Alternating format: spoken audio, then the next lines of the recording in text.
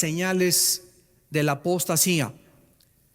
La Biblia nos advierte muy claramente que conforme nos vayamos acercando al final de los tiempos o a la segunda venida de Jesucristo, aumentará dentro de la iglesia la apostasía, un tema que pues casi no se ha tratado y que es importante desarrollar y comprender en esta mañana.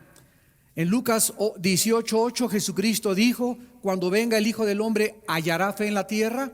Implicando que tal vez cuando Él venga no iba a haber una gran cantidad de sus seguidores, tal como pasó cuando Él se fue al cielo después de que lo crucificaran, que la mayor parte de las personas le abandonaron. En Mateo 24:12 Jesucristo vuelve a decir: por haberse multiplicado la maldad, el amor de muchos se va a enfriar. Y aquí la palabra maldad en el griego es anomia, que significa sin ley. O sea, Jesús está diciendo que la rebelión contra la autoridad va a aumentar. Y que por este aumento de la rebelión contra la autoridad, la palabra anomia, la maldad va a aumentar. O sea, va a entrar a la iglesia esta rebelión y va a hacer que muchos cristianos tengan un concepto mucho más pequeño de la autoridad, que va a hacer que su fe sea relajada totalmente. En 1 Timoteo 4:1 el apóstol Pablo le dice a Timoteo: porque el Espíritu dice claramente que en los últimos tiempos muchos apostatarán de la fe, escuchando a espíritus engañadores y a doctrinas de demonios. Y en la segunda carta a los tesalonicenses, en el capítulo 2, versículo 3, el apóstol Pablo nos dice otra vez: nadie los engañe en ninguna manera. Está hablando acerca de la venida de Jesucristo, porque no vendrá sin que antes de que Jesús aparezca por segunda vez, vendrá la apostasía y se manifestará el hombre de pecado y el hijo de perdición. Aquí el apóstol Pablo está uniendo la apostasía, un movimiento en contra de la fe a nivel internacional, con la aparición aparentemente del hijo de perdición. Ahora vamos a comenzar a definir en primer lugar qué es la apostasía, para continuar definiendo a los dos apóstatas que existen en el Nuevo Testamento, y en tercer lugar ver las causas de la apostasía o por qué la gente se aparta de la fe. En primer lugar, en 1 Timoteo 4:1, la palabra apostatar, en los últimos tiempos muchos apostatarán de la fe, es la palabra griega apistemi, que significa llevarse fuera, seguir otro curso, salirse del camino. Vamos a ver esta palabra en Hechos 5, versículo 37, que nos va a dar un poco más de luz. Dice Hechos 5:37: después de se levantó Judas el Galileo en los días del censo y llevó en pos de sí. Esta frase, llevó en pos de sí, es la palabra griega apistemi. Entonces nos damos cuenta que tiene que ver con salirse fuera o con la influencia de terceras personas que nos pueden sacar del camino. En este caso particular, de hecho, se está hablando de Judas el Galileo, que se lleva en pos de sí, o sea que arrastra a muchos del pueblo y finalmente, ¿verdad?, todos ellos perecen. La misma palabra es en segunda de Tesalonicenses capítulo 2, versículo 3. Ahora, ¿por qué muchas personas, después de haber oído claramente la verdad, se alejan del camino? Una pregunta importante: ¿eran salvas estas personas? ¿O realmente la salvación se puede perder? ¿O podemos realmente, después de recibir la vida eterna, perder esta vida eterna? Vamos a dejar que la Biblia nos hable en esta mañana y vamos a ver las dos clases de personas que la Biblia nos enseña que pueden alejarse de la fe. En primer lugar, veamos las personas que nunca fueron salvas. Veamos en el libro de Juan, capítulo 17, Evangelio de Juan 17, el caso específico de Judas Iscariote. En Juan 17, versículo 12, Jesús dice: cuando estaba con ellos en el mundo, yo los guardaba en tu nombre. A los que me diste, yo los guardé. Y ninguno de ellos se perdió, sino el hijo de perdición, para que la escritura se cumpliese. Vamos a entender dentro del contexto las palabras de Jesús. Miren ustedes en el versículo 2 del mismo capítulo: le has dado potestad sobre toda carne para que haya vida eterna a los que le diste.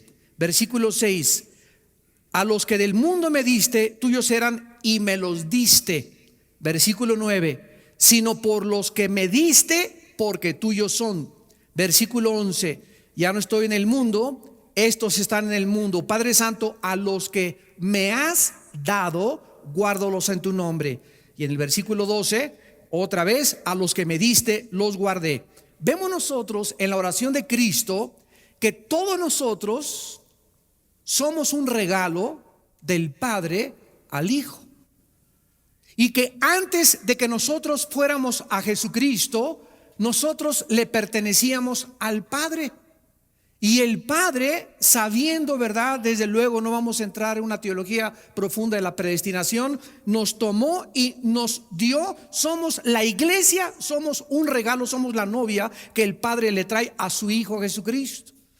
Y Jesucristo, orando en esta oración sacerdotal, le dice al Padre: Padre Santo, a los que me diste. No está implicando que nosotros determinamos ir a Cristo, sino que el Padre nos guió, nos envió, nos llevó a su Hijo Jesucristo. A esos Jesús dice: yo los guardé.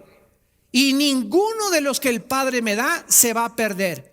Ninguna oveja se va a perder, porque están seguras en mi mano. Juan 10.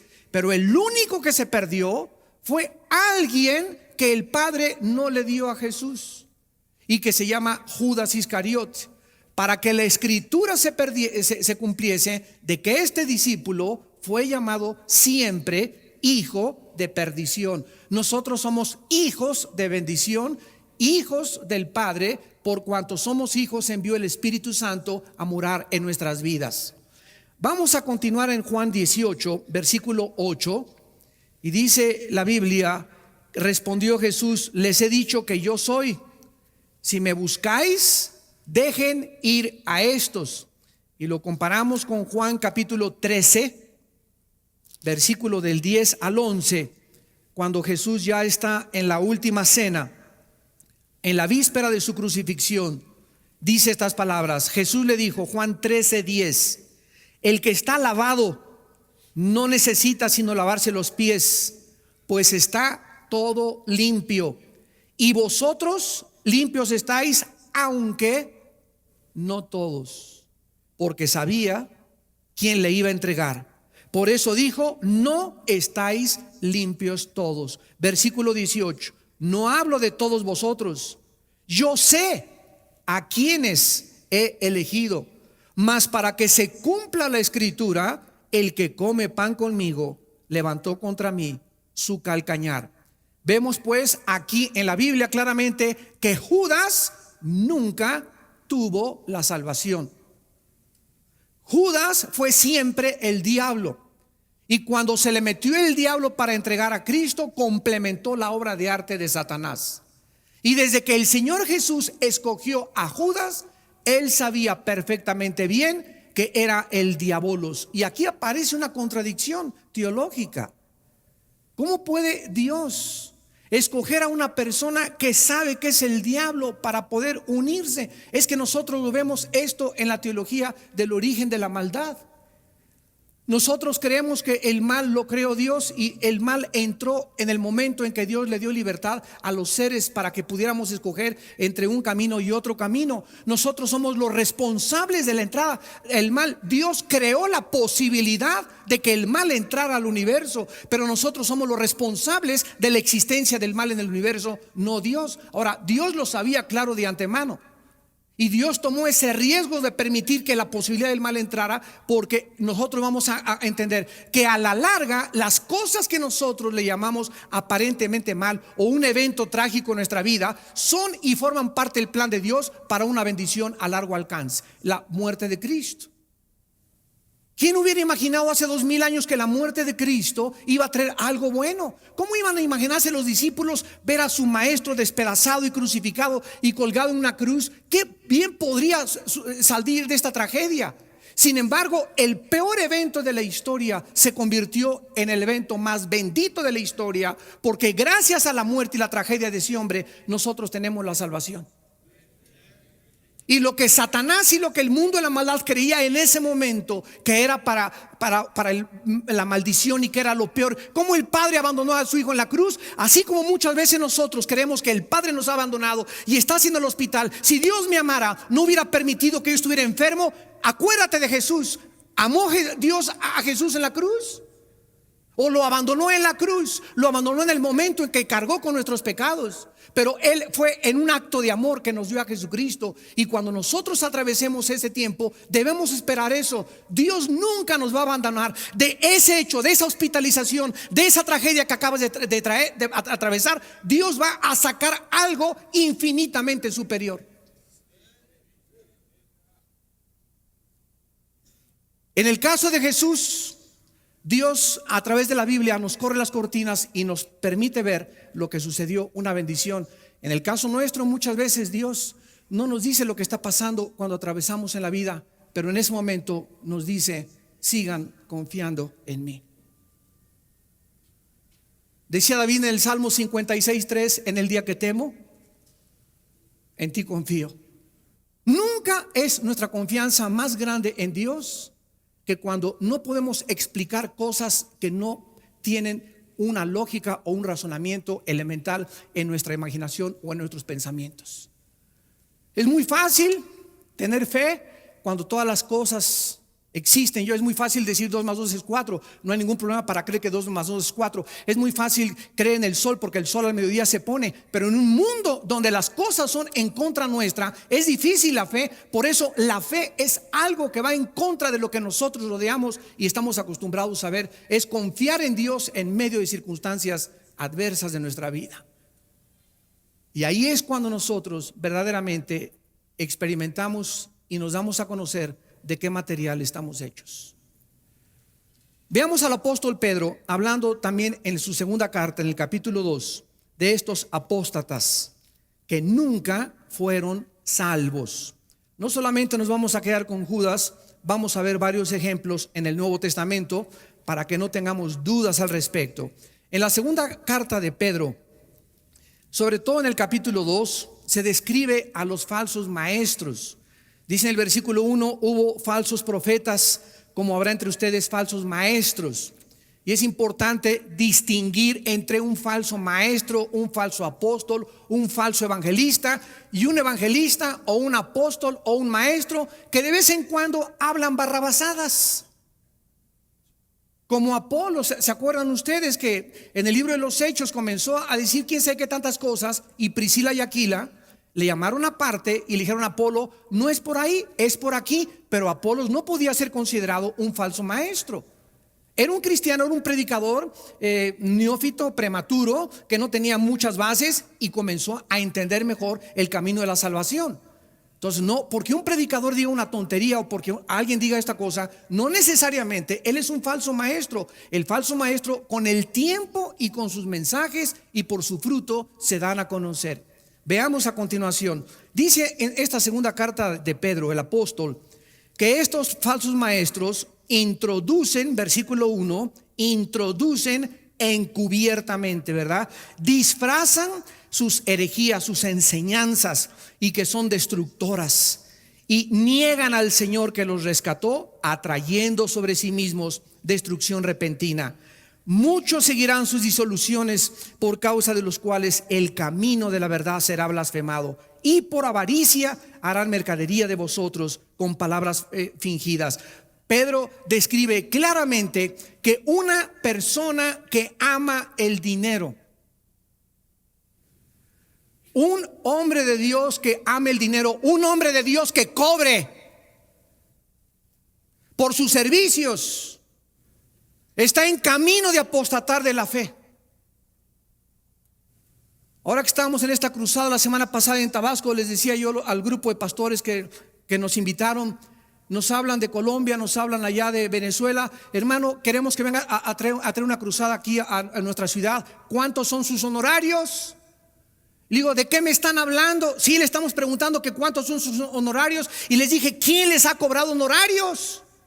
Porque el día que ustedes inviten a un evangelista que les cobre honorarios, no lo vuelvan a invitar. Es un mercenario de la fe. Está prostituyendo el evangelio. Un hombre de Dios no puede cobrar. Bueno, díganos en qué tipo de hotel quiere que lo pongamos. No les voy a decir, pónganme donde ustedes quieran. Yo primero tengo que asegurarme, voy a orar de que esto es de Dios. No solamente agarro el teléfono y acepto la invitación, tengo que pedirle a Dios la dirección de que es de Dios. Y si es de Dios, Él proveerá. Y no me importa donde me pongan ustedes, no me va a faltar ni comida. Y si me quieren dar ofrenda, dénmela. Y si no me la den, está bien también. Dios otro día me la dará por otro lado. Pero yo voy ahí a predicar el evangelio.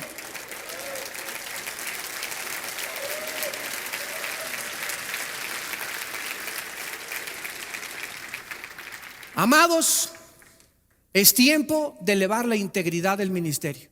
Es tiempo de elevar las normas con las cuales Dios nos mandó. Somos misioneros de Dios. Somos apóstoles enviados de Dios a un mundo necesitado. Estábamos el otro día allá en Puerto Vallarta y unos hermanos llegan al hotel por nosotros en una camioneta que no tenía aire acondicionado. Y llegan al hotel, hermano, Alducin, discúlpenos, pero no tiene aire. Le digo, bueno, ¿quién creen que soy yo? Que les exijo que vengan en una limusín por mí, que me pongan un hotel 5 estrellas. Pablo andaba en burro, andaba en caballo, se dormía en petates. Y nosotros los predicadores del siglo XX estamos exigiendo que se nos trate en hoteles con aire acondicionado y que nos recojan en coches que tengan aire. ¿En qué siglo estamos viviendo del evangelio? Estamos acostumbrándonos a un mundo de comodidades, a una fe instantánea. Todo es café instantáneo, sopa marucha instantánea. Y quieren meter al microondas a los cristianos ahora. No hay tal cosa como una santificación inmediata. La santificación es un proceso que nos dura toda la vida. Me dice un hermano el otro día, es que tuve una experiencia con el Señor y me caí al suelo y sentí que me pasó esto y que Dios me quitaba tantas cosas de mi vida. Y le dije, cuando te levantes mañana las vas a volver a tener. ¿Qué crees tú que ya Dios te quita de un día para otro? El que piensa que está firme, mire que no caiga. El pecado morará dentro de nosotros durante toda la vida. Y ahí a los 99 años de edad que yo tenga en el hospital, antes de expirar mi alma al Señor, ahí el pecado seguirá luchando en contra del Espíritu. Nunca debemos de bajar la guardia ni creer que ya la santificación de anterior te sirve para mañana. Todos los días tienes que luchar. Todos los días tenemos que pelear contra la carne. Todos los días tenemos que crucificar las cosas que creíamos que ya habíamos vencido. Ahí están potencialmente dentro de nosotros. Y eso es lo que nosotros tenemos que cuidar en nuestra vida. Ahora dice aquí en esta carta, el versículo 14 y 15 de segunda de Pedro, el apóstol continúa describiendo a estos falsos apóstatas, maestros apóstatas que nunca fueron salvos. ¿Cómo lo sabemos? Dice el versículo 14 y 15: tienen los ojos llenos de adulterio, no se sacian de pecar. En 1 Juan 3:9 dice: el que practica el pecado no puede ser hijo de Dios, porque la simiente de Dios permanece en él. Y vemos que estos hombres hacen del pecado un hábito continuo. No se sacian de pecar, seducen a las almas inconstantes, tienen el corazón habituado a la codicia, son hijos de maldición. Jamás se nos llamará en el nuevo pacto a nosotros hijos de maldición. El que tiene el Espíritu de Dios ya no puede estar bajo ninguna maldición. Podemos heredar maldiciones de los antepasados, pero Cristo ha hecho maldición en su cuerpo por nosotros y nosotros somos hijos ahora de bendición. Dice el versículo 15: han dejado el camino recto. Vean ustedes, han dejado, o sea, estuvieron, militaron, se metieron a las filas del cristianismo, pero jamás entraron como Judas, entraron encubiertamente. ¿A qué? A destruir el evangelio. Se han extraviado siguiendo el camino de Balaam. Balaam se distinguió por la avaricia, por el dinero, el cual amó el premio de la maldad. Y en el versículo 21 y 22 el apóstol Pedro concluye terminante y drásticamente: Mejor les hubiera sido no haber conocido el camino de la justicia, que después de haberlo conocido volverse atrás del santo mandamiento que les fue dado. Escuchen el versículo 22. Les ha acontecido lo del verdadero proverbio: el perro vuelve a su vómito y la puerca lavada a revolcarse en el cielo, en el cieno. ¿Por qué el perro, cuando come algo y lo vomita, se lo vuelve a comer? ¿Por qué los gatos no hacen eso? ¿Por qué los rinocerontes no hacen eso? ¿Por qué los leones no hacen eso? ¿Por qué los pericos no hacen eso? ¿Por qué solamente el perro tiene esta característica? Pues porque es perro, ¿verdad? Si para que el perro no regrese a su vómito, se le tiene que cambiar su naturaleza. ¿Por qué el puerco lo bañas y le pones un perfume y le pones un listón y lo sacas? Dura 10 minutos y regresa otra vez al lodo, porque es su naturaleza. Para que el puerco no regrese al lodo y el perro no vuelva a su vómito, necesitarían que se les cambiara su naturaleza. Así estos falsos maestros, estos apóstatas que entraron y se dijeron que militaban dentro de nuestras filas, nunca fueron salvos. ¿Por qué? Porque su naturaleza nunca fue cambiada. Regresaron a su vómito, les duró muy poco tiempo, porque fueron personas introducidas, fueron espías enviados del infierno. Y estas personas jamás tuvieron la salvación. El apóstol Juan también los menciona. Primera de Juan 2:19. Salieron de nosotros, pero no eran de nosotros. Salieron de nuestras filas, militaron un tiempo dentro de nosotros, pero no eran de nosotros. Para que se manifestara que no todos los que estamos aquí en este congreso, que no todos los predicadores que oyes, que no todos los libros que lees, que no todos en los seminarios son salvos. Estamos infiltrados. Es una mezcla la iglesia de cizaña con trigo. Estamos infiltrados y hasta que pase el tiempo, los corazones son manifestados después de la prueba y del fuego de la fe, como vamos a ver más adelante. Pero estas personas, su naturaleza nunca fue cambiada, nunca recibieron la naturaleza divina de Dios. En 2 de Juan, versículo 9, el apóstol vuelve otra vez a insistir sobre lo mismo y dice: cualquiera que se extravía y no persevera en la doctrina de Cristo no tiene a Dios. El que persevera en la doctrina de Cristo, ese sí tiene al Padre y al Hijo. En 1 de Juan 5:10-12 dice la Biblia: el que tiene al Hijo tiene la vida. El que no tiene al Hijo, aunque sea presbiteriano y sea de Villanueva y sea de Guadalajara y sea de Puerto Rico y sea de Estados Unidos y sea bautista y sea pentecostal, el que no tiene al Hijo no tiene la vida. Cualquiera que permanece en el camino y se sale, vamos a ver que los apóstatas nunca regresan, se salen y no regresan jamás. ¿Por qué no regresan? Vamos a ver ahora los apóstatas cristianos que no eran salvos y que se apartan temporalmente. Hay una grande diferencia. El apóstata que nunca fue salvo se aparta para perderse, pero el que es hijo de Dios, Dios lo trae con cuero. Veamos en Hebreos 12, del 5 al 8, la promesa de Dios a aquellos que son salvos, aquellos que verdaderamente tienen la naturaleza divina de Dios. Dice en Hebreos 12, versículo del 5 al 8: ya habéis olvidado la exhortación que como a hijos se os dirige, diciendo: hijo mío, no menosprecies la disciplina del Señor, ni desmayes cuando eres reprendido por él, porque el Señor al que ama, disciplina, y azota al que recibe por hijo. En otras palabras, si tú no eres hijo de Dios, esos apóstatas, esos maestros, como nunca fueron hijos de Dios, nunca reciben la disciplina de Dios, hasta el tiempo se manifiestan sus corazones y se pierden. ¿Quién es, por ejemplo, Jim Jones? Era en 1978, se llevó a 1,000 personas a la Guyana, a Sudamérica. Él era pastor metodista. Raúl Macín en México, pastor de la iglesia La Santísima Trinidad de Monterrey, se fue después de 5 años de ser pastor, se unió al Partido Comunista. David Koresh, hijo de padres bautistas y bautista, guía una secta en Waco, Texas, y los lleva a la destrucción. Y así tenemos la historia del cristianismo. William Graham, que está en Guadalajara, que fue el que bautizó a Chuy. No es cierto. Por todos lados tiene este hermano iglesias, ¿verdad? Y dice que él es el ángel de Apocalipsis. Cálmate, Habacuc. Salieron de nosotros, pero no eran de nosotros. Jim Jones salió de la iglesia metodista, David Koresh de la iglesia bautista, Masin de la iglesia metodista en Monterrey, y así tenemos cantidad de falsos profetas. William Branham también en los 40, 50 tenía campañas evangelísticas, y de repente se le metió el diablo y comenzó a decir que él era el apóstol de Dios y que él era el ángel de Apocalipsis y que solamente él tiene la verdad. Entonces se manifiesta con el tiempo que esta persona nunca tuvo la naturaleza de Dios, nunca su naturaleza fue cambiada, fue introducido encubiertamente. Pero los hijos de Dios, dice la Biblia, son disciplinados por el Señor.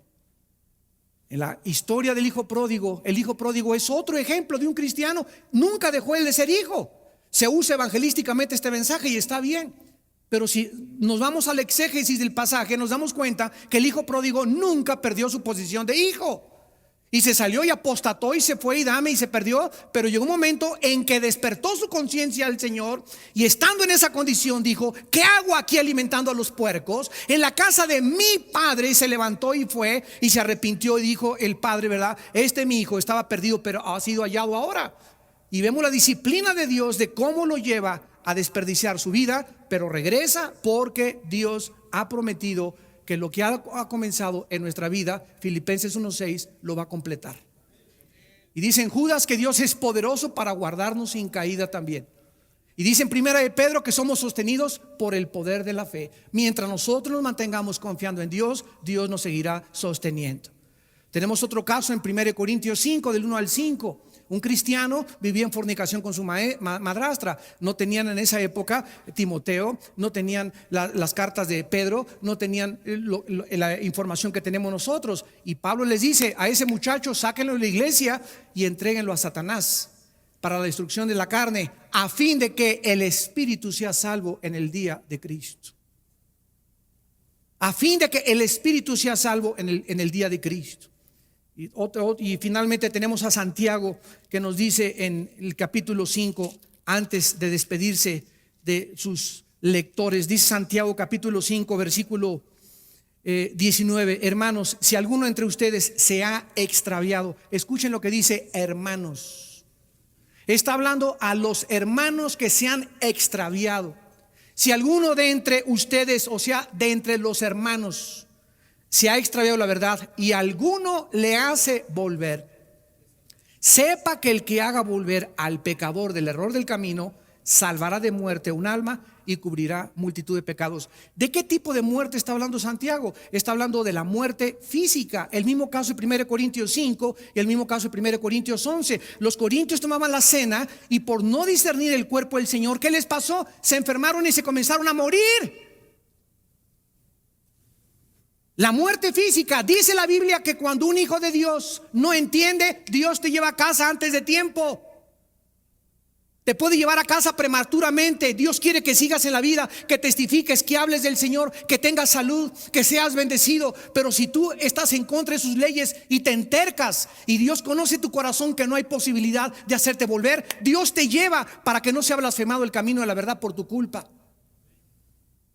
Entonces hay cristianos que son personas que han abandonado el camino, pero si regresan. Y si el caso es extremadamente drástico, Dios se los lleva a casa. Ahora veamos a continuación las causas de este apartamiento de la fe, las causas de esta apostasía.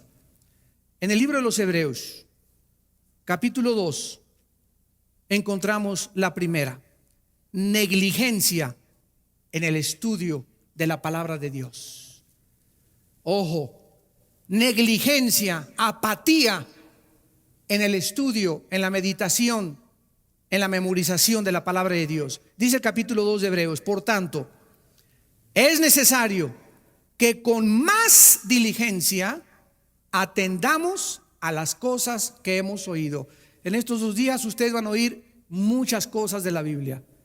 Y Dios a cada uno de nosotros nos ha preparado para darles un mensaje, y todos necesitan lo que estoy hablando, lo que habló yo, lo que va a hablar el hermano Carlos. Todo está preparado por Dios. Somos hechura suya, creados en Cristo Jesús, las cuales obras preparó de antemano para que anduviésemos en ellas. Este congreso está preparado por Dios, y el Espíritu Santo lo que está hablando es exactamente lo que tú necesitas oír. Pero si tú en este congreso no atiendes diligentemente y paras el oído y verdaderamente en este congreso tú no te quebrantas y te humillas delante de Dios y haces que el Espíritu Santo pueda influir, infundirte esa vivificación que solamente nos puede dar, y tú te vas el domingo de aquí o el lunes de aquí, te perdiste una oportunidad que no sabemos si se te va a volver otra vez a manifestar. Muchos de ustedes, escúchenme, es la última vez que están escuchando la voz de Dios. Porque ninguno de nosotros sabemos si mañana en la mañana nos vamos a poner la corbata y vamos a amanecer. Es necesario que con más diligencia atendamos las cosas que hemos oído, no sea que nos deslicemos. La palabra deslizarse en el griego significa soltar las amarras, y se usaba con los barcos que al llegar al muelle, ustedes se acuerdan que avientan una cuerda y amarran en un fierro ahí la cuerda para que el barco no se despegue del muelle mientras está desembarcando a la gente. Dice la Biblia en Colosenses: asidos de la palabra de la vida. Si nosotros no estamos anclados en la Biblia, si no estamos meditándola día y noche, si no verdaderamente tenemos una pasión, un ardor, un amor, algo que ha impresionado profundamente nuestra vida con la Biblia, es posible que te comiences a soltar, porque la única ancla y amarra que nos mantiene aquí en esta vida es la fe en la palabra de Dios. Por eso dice la Biblia que es la batalla de la fe. La batalla del Golfo Pérsico se llamó batalla del Golfo Pérsico porque estaba de por medio el dominio del Golfo Pérsico. La Primera y la Segunda Guerra Mundial se llama Primera y Segunda Guerra Mundial porque estaba de por medio el poderío mundial. Y se llama la batalla de la fe porque está de por medio la fe. Es por lo que debemos de pelear, por la fe. La fe es el centro de nuestra lucha, el centro de nuestra militancia. Y si nosotros abandonamos esta fe, es algo que Dios nos ha dado y que nos ha dicho: Armando, te doy esto para que lo guardes. Guarda el buen depósito, le dice Pablo a Timoteo, y vas a pasar por lobos, y vas a pasar gente que te van a querer sacar esto. El diablo va a querer sacarte esto, y el día que el diablo te saque esto, te sacó todo. Puedes perder tu casa, puedes perder tu familia, puedes perder tu salud, pero nunca pierdas la fe. Porque es lo único que nos sostiene, es lo único que nos guarda del poder de Dios. La fe, creer verdaderamente lo que Dios ha dicho es verdad. Dice en el versículo 2: porque si la palabra dicha por medio de los ángeles fue firme, y toda transgresión y desobediencia recibió justa retribución, ¿cómo escaparemos nosotros si descuidamos una salvación tan grande? Muchas gentes han dicho: bueno, aquí dice que perdemos la salvación. Aquí no está diciendo que perdemos la salvación. Aquí está diciendo: ¿cómo vamos a escapar si descuidamos una salvación? ¿Cómo vamos a escapar de qué? ¿Cómo vamos a escapar del juicio y la disciplina de Dios a nuestra vida? ¿Tú crees que te le vas a escapar a Dios de que Él te discipline? Por eso dice: ya se te olvidó que Dios es tu Padre y que te va a cuerear. Y si tú obedeces por las buenas con la palabra, no hay ningún problema. Pero si no obedeces, Dios dice: Dios al que recibe azota por hijo. La palabra azotar en hebreos es castigar físicamente. Dios prefiere mandarte al hospital, a la cárcel, que pierdas un ojo, que pierdas una pierna, que pierdas un brazo, antes de que te pierdas. Porque Dios sabe que es terrible que alguien se aleje de Él, porque las personas que se alejan de Dios son las que más sufren en esta vida.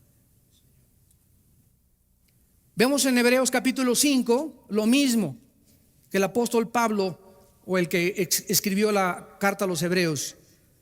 Casi todos están de acuerdo en que fue Pablo el autor. Dice el versículo 12 de Hebreos 5: porque debiendo ser ya maestros, esto es para muchos de ustedes, hermanos, que en esta mañana tienen 5 años en Cristo, 8 años en Cristo, 10 años en Cristo, y jamás en su vida le han enseñado, participado, comunicado algo a nadie, ni a tus hijos. Ya deberías en tu casa tener un estudio bíblico tú y enseñar la palabra de Dios.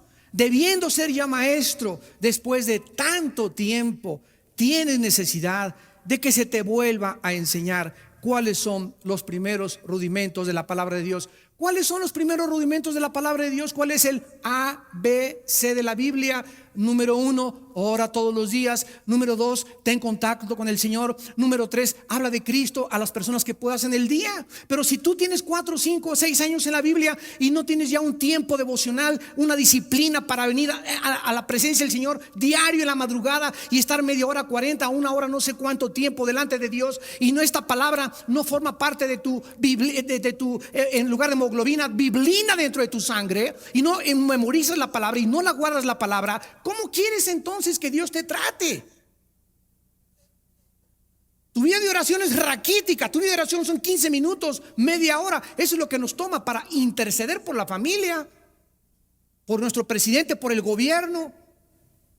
Pero como se te olvidaron el ABC de la Biblia, dice la Biblia, has llegado a ser tales que tienen necesidad de leche y no de alimento sólido. El otro día en el diplomado, un hermano se para y me dice: señor Alducin, dígame, explícame la predestinación.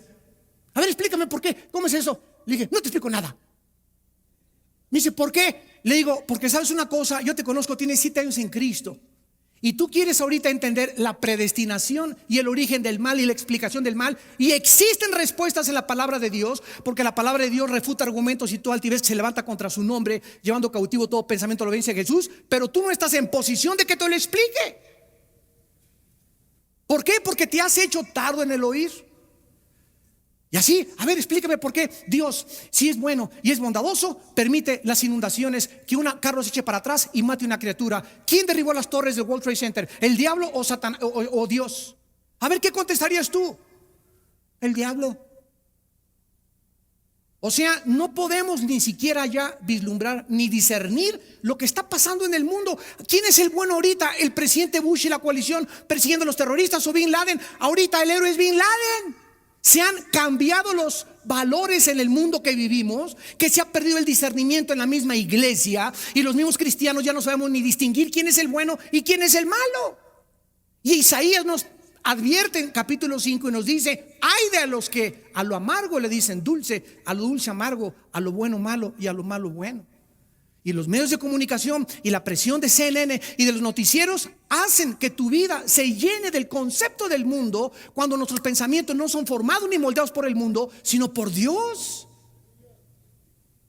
Y ya los cristianos no saben si Bin Laden es como el Che Guevara, y al ratito hay un pastor ahí con un retrato de Bin Laden arriba de su cama. Increíble, pero cierto, es el mundo en que estamos viviendo. ¿Y todo por qué? Porque comenzamos a abandonar la palabra de Dios. Dice el versículo 13: el que participa de la leche es, ¿qué cosa? Inexperto. Entonces el ateo, la palabra de Dios es una espada, ¿verdad? En Efesios 6. Inexperto, ¿qué significa? Imagínense un niño de 6 años con una espada contra un espadachín. Y el espadachín se llama el pastor de los mormones. Entonces viene un mormón contigo, o viene un testigo de Jehová, o viene un ateo, o viene un evolucionista, o viene un científico con un mazazazo así tremendo, y tú porque no sabes ni cómo mover ni cómo defenderte a las teorías, a los argumentos, a las falacias, a las postulaciones, a las proposiciones filosóficas. No sabes cómo reaccionar, y ahí están los cristianos arrinconados. Es lo que les pasó a nuestros hermanos en Tabasco y en el mundo entero. El mundo intelectual nos está arrinconando, y es tiempo en que la iglesia ahora correteemos a los ateos y les presentemos a la televisión que este libro es más congruente y tiene más lógica y tiene más evidencias científicas que todas las barbaridades de Walter Mercado.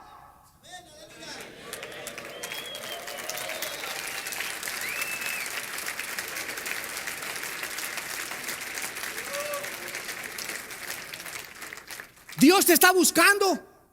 Dios te está buscando, hermano. Jóvenes, escúchenme. Dios está buscando a jóvenes que se preparen, que conozcan la escritura, que estudien la escritura, que memoricen la palabra, para ver que a través de ellos Dios va a mostrar su poder, como dice 2 Crónicas 16. Dios está buscando, sus párpados buscan hombres que tengan un corazón recto, para mostrar a través de ellos su poder, para infundirles ánimo, para infundirles sabiduría, para infundirles un valor sobrenatural que es el que se necesita para pelear con tantos gigantes de los cuales la tierra está poblada. Necesitamos Davides, necesitamos Danieles que estén escudriñando, necesitamos Josés que estén verdaderamente aguantando con paciencia el tiempo de Dios. Necesitamos entender qué es lo que Dios quiere en nuestras vidas. En segundo lugar, en Hebreos 12 encontramos otra causa de la apostasía. Y esta es, desgraciadamente, la más común en la mayor parte actualmente del mundo cristiano. Una raíz de amargura. Amargura. Dice en Hebreos 12, versículo 15, mirad bien. Esta frase, mirad bien, significa que en la iglesia tenemos que estar así, con los ojos abiertos, cuidando, velando. Antes que nada, miren. ¿Qué se nos manda a cuidar? ¿Qué se nos manda a vigilar?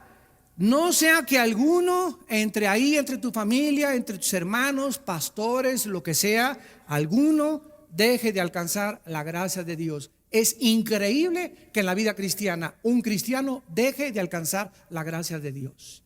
Ahorita vamos a explicar a qué tipo de gracia se refiere. Que brotando alguna raíz de amargura les estorbe y por ella muchos sean contaminados. Hermanos en Jesucristo, en la vida cristiana sobran las razones para desilusionarnos, para desanimarnos, para ya aventar la toalla, para ya no querer pelear. Pero tenemos que recordar que ese tiempo en el que nosotros hemos sido acusados, calumniados, y escúchenme, nadie a quien Dios vaya a usar se escapa de estas pruebas. Nadie. Todos aquellos a quien Dios llama los lleva a un desierto y los mete a un horno de fuego. ¿Quién es un líder? Un líder es una persona que pasó la prueba de la persecución, pasó la prueba de las calumnias, pasó la prueba de la desilusión, y son etapas en la vida. Y cuando sale de todas esas pruebas, el líder sigue así: hola, gloria a Dios, aleluya. No se le nota ni se le ven huellas de que el horno ni el fuego quemó ni sus botones. ¿Por qué? Porque en todas estas pruebas que el líder pasó, Jesús estaba con él. Esa es la grande diferencia.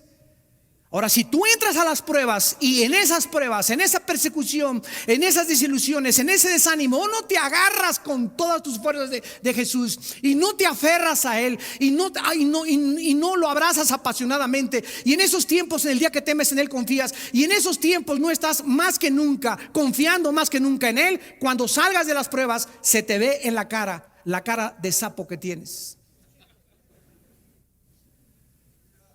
Líderes y pastores que han atravesado pruebas, repito, y salen amargados, llegan a la iglesia y puedes oír en sus mensajes la amargura, y el espíritu de la amargura se transmite a sus ovejas. Y son ovejas contaminadas por el espíritu amargado que tiene el pastor, porque el pastor tiene una herida de la cual no ha sido sanado. Dice aquí que la amargura impide que del cielo Dios me use, que es la gracia de Dios. La Biblia habla de la gracia salvífica, que es la gracia que nosotros recibimos para salvación. Y aquí está hablando de la gracia santificante. ¿Qué significa esto? Dios, en el momento que me convierto, me da su gracia, y por esa gracia es una fuerza inmerecida de Dios, es una capacidad que Dios me da para que yo pueda creer en su Hijo Jesucristo y pueda formar parte de su ejército. Pero una vez que yo soy cristiano, necesito todos los días de mi vida esa gracia seguirla recibiendo. ¿Y qué es esta gracia? Apunta a la definición: es la capacidad que Dios nos da para que podamos hacer su voluntad. Es la capacidad o la habilidad que Dios nos da para que podamos hacer su voluntad. En otras palabras, ser padre de familia es imposible sin la gracia de Dios. Presentarme delante del presidente Fox, en 3 semanas vamos a estar con él para preguntarle los programas de televisión, la programación. Si yo me presento delante de Fox y no voy con la gracia de Dios que me respalde, no voy a encontrar gracia ante sus ojos. Educar a mis hijos y darles consejos es imposible si no tengo la gracia de Dios. No podemos levantar este edificio porque Jehová, si no es el que levanta el edificio, en vano estamos construyendo. Si Jehová no vela la guardia, aunque traiga guardaespaldas y carros blindados y ametralladoras, de nada me sirve. Si no es Él el que está obrando y operando en mi vida, todo lo que estoy haciendo a mi alrededor es vano. ¿Y qué es lo que impide que esa gracia llegue a mi vida? La amargura. En ese momento, el rencor que tú tienes contra alguien que te lastimó, que habló mal de ti, aguántalo y perdónalo. Perdónalo 70 veces 7. Perdona y sigue perdonando. Ayer llegó un hermano ya grande, Armando. Fíjate que mi esposa me dijo de cosas, le hablé por teléfono y le dije que era una piruja, que era una prostituta, y me dijo: no vengas a la casa en 3 días a dormir. ¿Qué hago? Le dije: número 1, respeta lo que tu esposa te dice, porque si tú le insultaste, violaste un mandamiento de Dios. Yo no te voy a decir exactamente las consecuencias o los resultados, pero te voy a decir lo que la Biblia dice. Dios quiere que tú en esta noche le hables por teléfono y le digas: mi vida, estoy arrepentido, estoy quebrantado, perdóname por lo que te dije, y quiero decirte que si me dejas ir a dormir a la casa. Y si ella te dice no, le dices en qué hotel vas a estar y con quién te vas a acostar, para que no tengas sospechas de que te fuiste con otra mujer. Me dice: pero es humillante. Le dije: es lo que Dios quiere que hagas, que te humilles después de haberle insultado y agredido y haberle roto, porque es un vaso frágil ante los ojos de Dios. Le dije: ya los resultados mañana no sé cómo va a reaccionar tu esposa, pero tú te vas a tener que quebrantar por un buen tiempo, porque la has lastimado muchísimo. Y Dios dice que cualquier hombre que tiene una relación equivocada en su matrimonio, Dios no escucha tus oraciones. Primera de Pedro 3:7.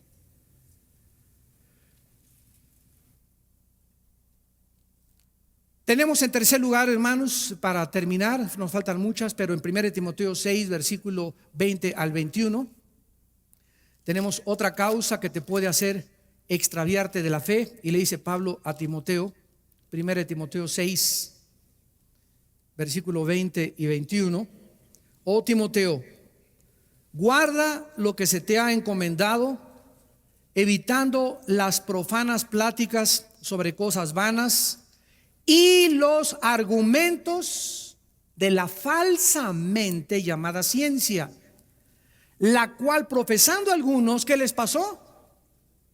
¿Qué les pasó? Se desviaron de la fe. Otra causa por la cual nosotros podemos apartarnos de la fe es estar atentos al falso conocimiento.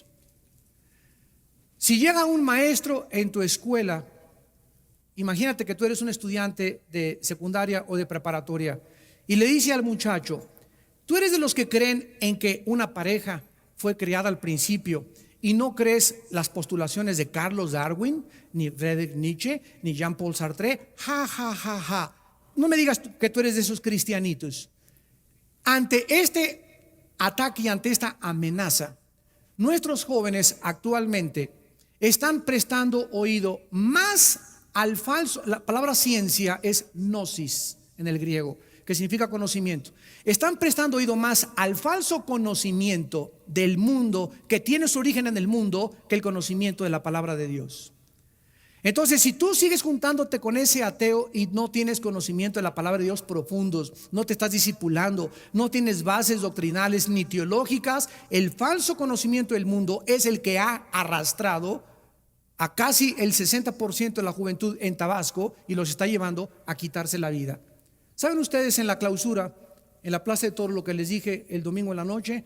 Les dije, porque me dijeron que estaban todos los maestros ateos de las principales escuelas de Tabasco, y les dije: ustedes son los culpables de estos suicidios, porque ustedes les enseñan a los jóvenes que venimos de los animales, y cuando se enseña que venimos de los animales, se quita la culpabilidad del pecado.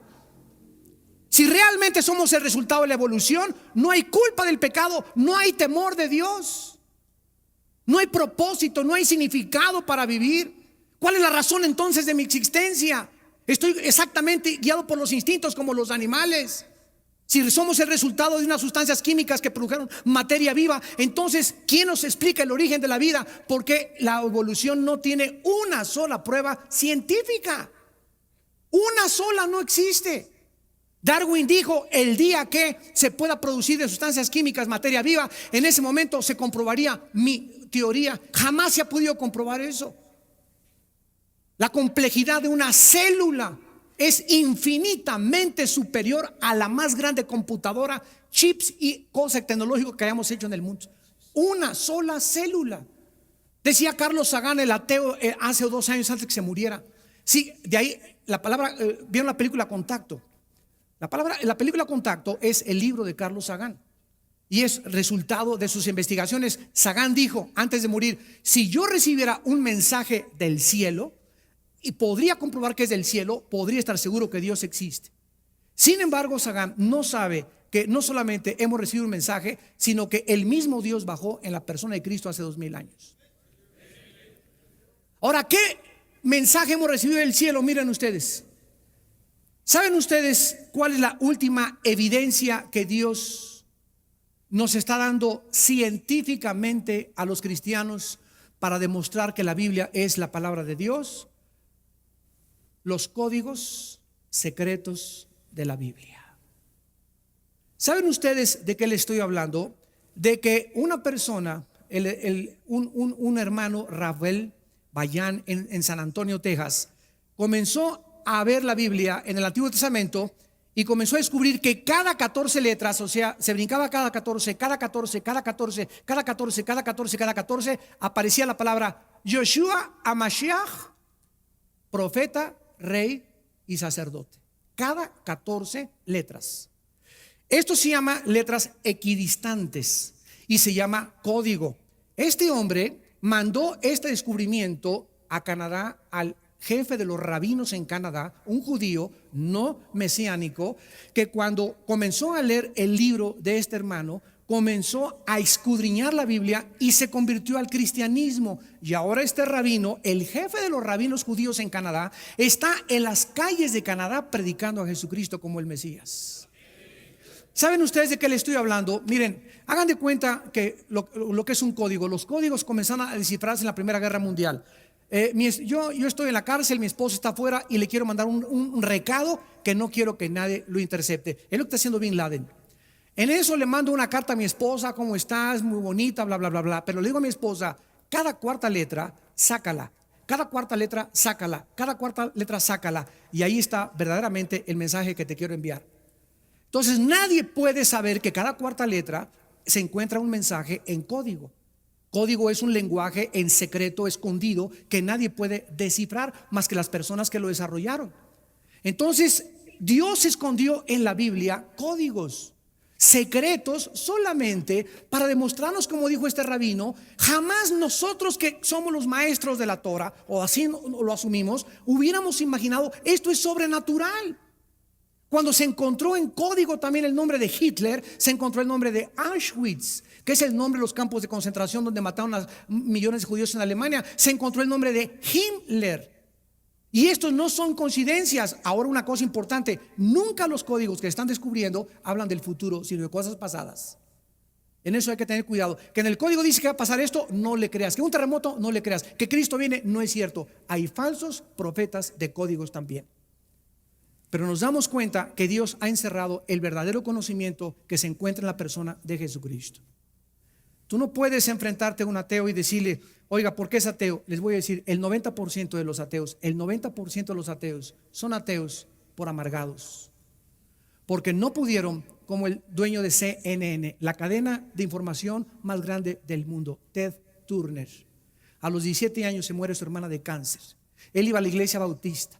No puede, sus pastores no le dan respuesta, no se enfrenta con el problema del sufrimiento teológicamente, y al morirse su hermana de cáncer, decirle: Padre, ¿por qué no la salvaste? Si tú eres un Dios que no salvaste a mi hermana, no mereces que yo te sirva. Y se volvió ateo. Ted Turner, o sea, nunca fue cristiano, y es el enemigo más grande del cristianismo actualmente. Se casa con una muchacha, la reina de los aeróbics, Jane Fonda. La muchacha Jane Fonda se convierte hace 4 años a Jesucristo. Ted Turner le dice: o tú o Cristo. Le dice Jane: see you later, alligator. Ahí nos vemos. Se divorcian los dos. Ella hace un libro y dice Jane Fonda en su biografía: jamás en mi vida había estado casado con el hombre más rico y millonario del mundo, pero a la vez el hombre más vacío, más amargado y con el odio más grande contra Dios que jamás he escuchado. La última vez que le dije a Ted cuando hablamos por teléfono fue: Ted, si realmente no existe Dios, ¿por qué te has pasado la vida peleando contra algo que no existe?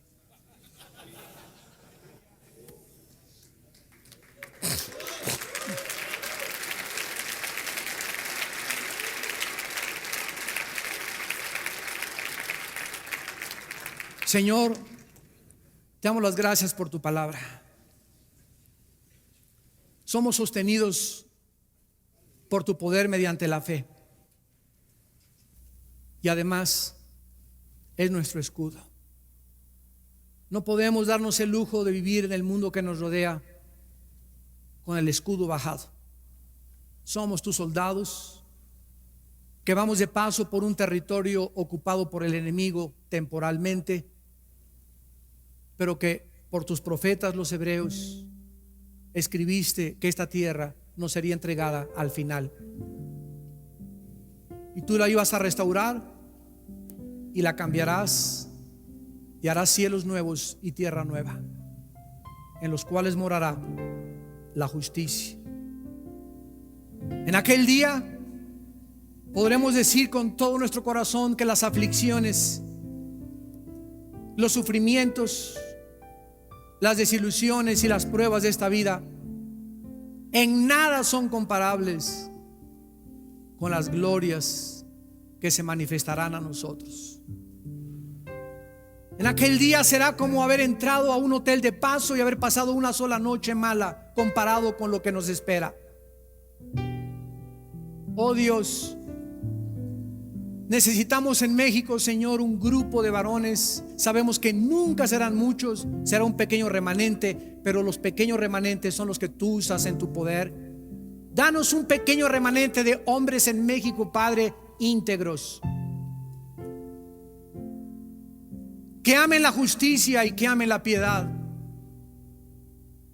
que en sus corazones haya honestidad y que hablen siempre la verdad en su corazón, que no engañen a su prójimo y que aún jurando en daño suyo no por eso cambien. Estos son los hombres que tú estás buscando. Hay muchos de ustedes que han llegado a este congreso desanimados, desilusionados, y Dios te trajo a cargar tus baterías, a decirte que Él es el que te infunde ánimo y fuerza para vivir. Y en esta noche, en esta mañana en la que tú tal vez te has alejado de Dios, te has estado enfriando sin que tú te des cuenta, con el peligro de extraviarte y de apostatar, dile a Dios en tu corazón en este momento: Señor mío y Dios mío, he comprendido que es un lujo no vivir cerca de ti, porque separado de ti jamás nunca podría hacer nada. Señor Jesús, te digo que te amo con todo mi corazón. Tú diste tu vida por mí, tu sangre en la cruz para pagar mis pecados. Oh Dios, dame ese amor también por las almas perdidas. Dame ese amor por mis hermanos, que pueda en la iglesia donde yo asisto perdonar a mis hermanos, tolerarlos y soportarlos, como tú me toleraste y me soportaste en la cruz del Calvario. Dame la fuerza, Señor, para vencer y no hacer caso cuando la gente habla mal de mí. Tú que conoces mi corazón, tú me vindicarás, porque tú vindicas al justo, y tú levantarás al justo y le pondrás sus pies sobre la roca, y pondrás un cántico nuevo en mis labios, y podré ver el pasado como una pesadilla necesaria para formar mi carácter y ser un hombre de compromiso. Señor, te doy las gracias en esta mañana por tu perdón, porque no quiero volverme a alejar de ti, porque en estos tiempos lo único que me sostendrá será tu presencia. En el nombre de Jesús. Amén.